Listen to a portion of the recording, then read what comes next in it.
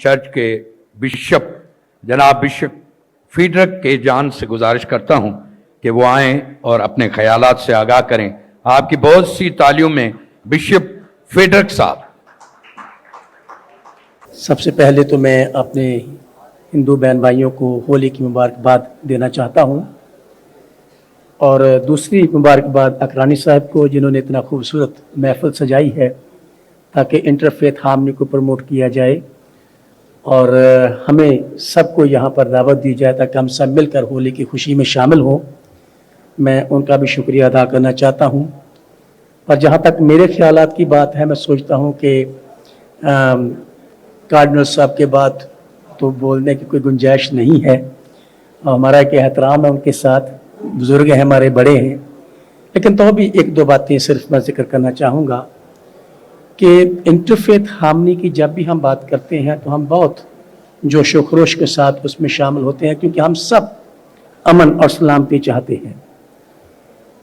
लेकिन हमें कहीं ना कहीं इंटरफेथ से हटकर एक और एरिया भी है जिस पर तवज्जो देने की ज़रूरत है, जिसकी वजह से भी हमारा इंटरफेथ डिस्टर्ब होता है, और वो एरिया जो है वो इंट्राफेथ का है। हम इंटरफेथ की बात करते हैं लेकिन हम इंट्राफेथ पर कभी बात नहीं करते कि जो हमारे विद इन द डिनोमिनेशंस हैं और विद इन द रिलीजन जो ग्रुप्स हैं, उसमें भी कहीं हार्मनी आनी चाहिए। और जब तक वहाँ हार्मनी नहीं होगी, इंटरफेथ हार्मनी जिस तौर से हमारी ख्वाहिश है, जिस तौर से हम चाहते हैं, जिस तरह से हम हर तरह से तैयार रहते हैं, उस तरह से मुमकिन नहीं होगा। लेकिन तो भी मैं अकरानी साहब का शुक्रिया अदा करना चाहता हूं कि उन्होंने इस कोशिश को किया है, और यहाँ पर हम सब क्रिश्चियन कम्युनिटी से, हिंदू, सिख, पारसी, मुस्लिम दोस्तों के साथ मिलकर आज हमने होली का प्रोग्राम किया है, फिर हमने अफ्तार में भी शामिल होना है। तो ये खूबसूरती है इंटरफेथ हार्मनी की कि हम सब एक जगह पर इकट्ठे होकर एक साथ खुशियाँ मनाते और बरकतों को एंजॉय करते हैं। इंटरफेथ हार्मनी कुछ बातों का तकाजा करती है कि इंटरफेथ हार्मनी में रहते हुए हम एक दूसरे को सबसे पहले तो रिस्पेक्ट दें।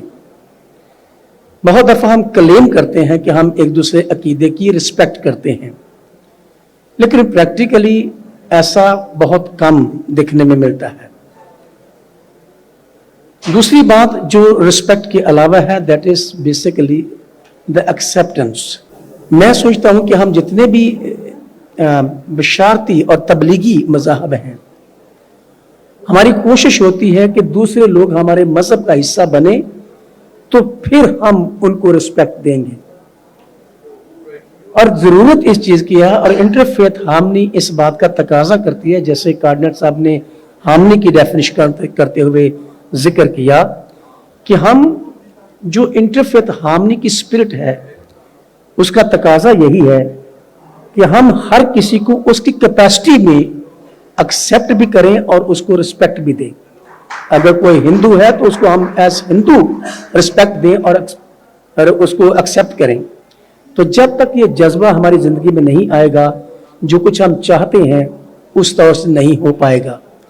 लेकिन कराची और जहाँ तक सूबा सिंध की बात है, सूबा सिंध सूफियों की सरजमीन है, और मैं चूंकि क्रिश्चियन कम्युनिटी के बिहाफ पर यहाँ पर खड़ा हूँ, और मैं ये इस हॉल में और नेशनल मीडिया सामने खड़ा है, ये बताना चाहता हूँ कि हमें जो क्रिश्चियंस को जो तकालीफ दूसरे सूबों में हुई हैं वो सिंध में नहीं है, और सिंध में हम बहुत कंफर्टेबल हैं।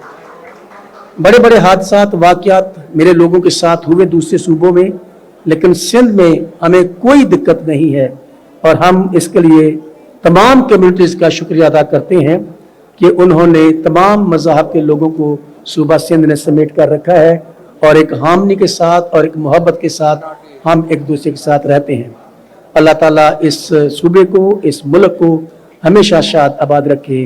पाकिस्तान जिंदाबाद।